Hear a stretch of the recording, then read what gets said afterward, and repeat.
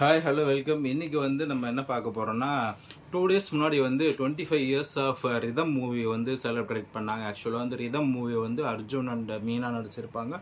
ஜோதிகாவும் வந்து ஒரு சின்ன கேரக்டர் பண்ணியிருப்பாங்க. அண்ட் இந்த மூவியை பற்றி சொல்லணும்னா ஆக்சுவலாக வந்து இது வந்து 2000 வந்து 15 செப்டம்பர் ரிலீஸ் ஆகிருக்கு. ஸோ 25 இயர்ஸ் வந்து 2 days முன்னாடி கம்ப்ளீட் பண்ணியிருக்கு.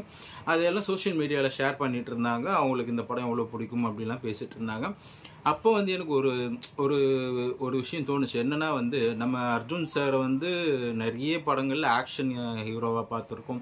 இன்ஃபேக்ட் அர்ஜுன் சார் அப்படின்னாலே ஆக்ஷன் கிங்குன்ற நேம் தான் நமக்கு ஞாபகம் வரும். பட் இந்த மூவியில் வந்து அவர் ஒரு ஃபுல்லாக டோட்டலாக ஒரு வேறு ஒரு ஆளாக இருப்பார். ஒரு நல்ல ஒரு ரொமான்ஸ் சீன்ஸ்லலாம் கூட சூப்பராக பண்ணியிருப்பார். அண்ட் இதை பற்றி யோசிக்கும் போது தான் எனக்கு இன்னொரு மூவி ஞாபகம் வந்துச்சு. அந்த கண்டு கொண்டேன் அவரோட இன்னொரு மூவி இருக்கும். அதில் வந்து நெகட்டிவ் ஷேட் மாதிரி ஒரு கேரக்டரில் பண்ணியிருப்பார். பட் ஃப்ளாஷ்பேக்கில் வந்து அதுலேயும் ஒரு லவ் போர்ஷன்ஸ் இருக்கும்.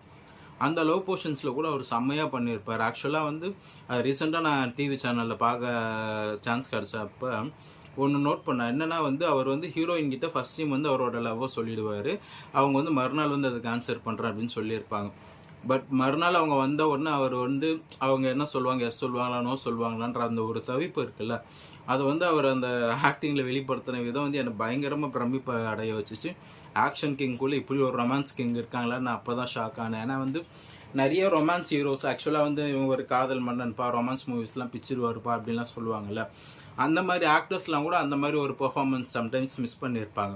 பட் வந்து அந்த கேரக்டரில் அந்த கண்லேயே அந்த பரிதவிப்பு அவ்வளோ சூப்பராக கொண்டுட்டு வந்தார். எனக்கு அதுக்கப்புறம் தான் தோணுச்சு, அர்ஜுன் சாரை வந்து ஒரு ஆக்ஷனாகவே எல்லோரும் கொண்டுட்டு போயிட்டாங்களோ. மேபி அவர் அப்பப்போ இந்த மாதிரி ரொமான்ஸ் மூவிஸ்லாம் பண்ணியிருந்தா இன்னும் அவரோட இன்னும் டைமென்ஷன் நல்லா வந்திருக்குமோ, இன்னும் நம்ம வேறு வந்து ஒரு ரொமான்ஸ் கிங்காகவும் பார்த்து நல்லா ரசிச்சிருப்போமோ அப்படின்னு தோணுச்சு.